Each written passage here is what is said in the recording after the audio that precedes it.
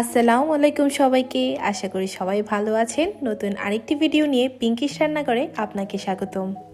আমি আজকে আপনাদের সাথে শেয়ার করতে যাচ্ছি ছোলা ভুনার রেসিপি। রমজান মাসে ইফতারে আমরা আর কিছু রাখি বা না রাখি ছোলা ভুনাটা রাখতে পছন্দ করি।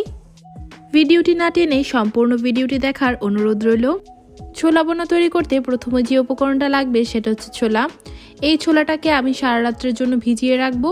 ছোলাটাকে অবশ্যই সারা রাত্র ভিজিয়ে রাখতে হবে, তা না হলে ছোলাটা সিদ্ধ হতে চাইবে না। সারা রাত্র যদি ভিজিয়ে রাখা সম্ভব না হয় তাহলে কমপক্ষে হলো 6 থেকে 7 ঘন্টার জন্য ভিজিয়ে রাখতে হবে। ছোলাটাকে সারা রাত্র ভিজিয়ে রাখার পর ছোলাটা দেখতে এরকম হয়েছে। এখন আমি এই ছোলাগুলোকে সেদ্ধ করে নিব। ছোলাটাকে সেদ্ধ করার আগে আমি ভিজিয়ে রাখার পর আবার ধুয়ে নিয়েছিলাম। ছোলা বোনাতে ব্যবহার করার জন্য আমি ছোলার সাথে দুটো আলুও সেদ্ধ করে নিব। তো আমার ছোলা এবং আলু দুটোই সেদ্ধ হয়ে গেছে। আমি কাছ থেকে একটি ছোলা তুলে দেখিয়ে দিচ্ছি যে কীরকম হলে আমরা বুঝতে পারবো ছোলাটা সেদ্ধ হয়ে গেছে। আশা করি আপনারা ভিডিওতে দেখে বুঝতে পেরেছেন। ছোলাটাকে ভুনা করার আগে আমি কিছু পরিমাণ পেঁয়াজকে বেরেস্তা করে নিব। পরবর্তীতে আমি এই ছোলা বোনার সাথে ব্যবহার করব। আপনারা চাইলে বেরেস্তাটাকে পরেও করে নিতে পারেন, তবে আমি প্রথমে এই তেলটাতে বেরেস্তা করে নিচ্ছি। এতে করে বেরেস্তার স্মেলটা তেলে থেকে যাবে। আপনাদের যেভাবে সহজ হয় আপনারা সেভাবেই করার চেষ্টা করবেন। এরপরে আমি একই তেলে 4টা শুকনো মরিচ ভেজে নেব। এটাকেও আমি পরবর্তীতে ছোলার সাথে ব্যবহার করব। এখন আমি ছোলাটাকে ভুনা করে নেব। তার জন্য একই তেলে আমি দিয়ে দিয়েছি পেঁয়াজ। আমি এখানে 3 থেকে 4টা পেঁয়াজ কুচি করে কেটে নিয়েছি। তারপর দিয়ে দিচ্ছি রসুন বাটা। আমি এখানে 1 চা চামচ পরিমাণ রসুন বাটা দিচ্ছি এবং 1 চা চামচ পরিমাণ আদা বাটা দিচ্ছি। এখন এই সবগুলো মশলাকে ভালো করে ভেজে নিব। এরই মাঝে দিয়ে দিচ্ছি তেজপাতা, এলাচ এবং দারুচিনি। তারপর দিচ্ছি কিছু পরিমাণ গোটা গোলমরিচ। এই সবগুলো মশলা ব্রাউন করে ভাজা হয়ে আসলে ব্যবহার করছি অল্প পরিমাণে পানি। এখন অন্যান্য সব মশলা ব্যবহার করব। প্রথমে দিয়ে দিচ্ছি মরিচের গুঁড়া। আমি এখানে 1 চা চামচ পরিমাণ মরিচের গুঁড়া ব্যবহার করছি। 1/2 চা চামচ হলুদের গুঁড়া, 1/2 চা চামচ ধনে গুঁড়া এবং ব্যবহার করছি 1 চা চামচ জিরে গুঁড়া। এখন এই সবগুলো মশলাকে ভালো করে কষিয়ে নিব।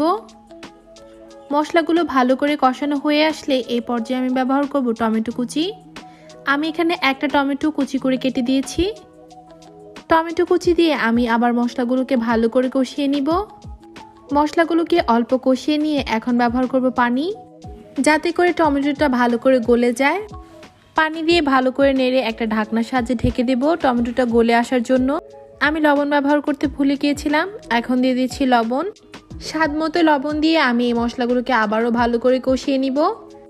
মশলাগুলোকে ভালো করে কষিয়ে নিয়ে এই পর্যায়ে আমি ব্যবহার করব সেদ্ধ করা আলু। যে আলুগুলোকে আমি আগেই ছোলার সাথে সেদ্ধ করে নিয়েছিলাম। আপনারা চাইলে এখানে সেদ্ধ আলুটাকে সুন্দর করে কেটে ব্যবহার করতে পারেন। আমি কেটে ব্যবহার করার চেয়ে হাত দিয়ে ভেঙে ব্যবহার করাটাই বেশি পছন্দ করি। এখন দিয়ে দিচ্ছি 4টা কাঁচামরিচ। এখন আমি আবারও এই মশলাটাকে ভালো করে কষিয়ে নিব। ভালো করে কষিয়ে এই পর্যায়ে ব্যবহার করছি ছোলা। ছোলাটাকে সেদ্ধ করার পরও আমি ধুয়ে নিয়েছিলাম। এখন এই ছোলাগুলোকে আমি এই মশলার সাথে ভালো করে মিশিয়ে নিব। ভালো করে মেশানো হয়ে গেলে আমি এই পর্যায়ে পানি ব্যবহার করব। আমি দিয়ে দিচ্ছি অল্প পরিমাণে পানি।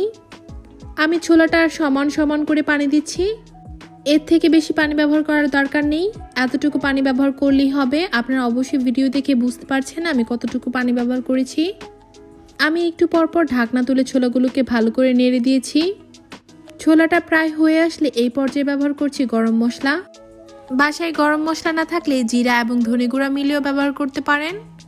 তারপর দিয়ে দিচ্ছি ভেজে রাখা বেরেস্তা থেকে অল্প পরিমাণে বেরেস্তা এবং একটি শুকনো মরিচ। এখন এই ছোলাটাকে আমি অল্প আঁচে শুকিয়ে নিব।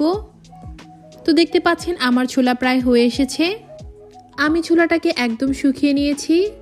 আমি এখন এই ছোলা ভুনাটাকে একটি সার্ভিং ডিশে তুলে নিব। ইফতার অথবা অন্যান্য সব দিনেও আমরা এই ছোলা ভুনা খেতে খুবই পছন্দ করি।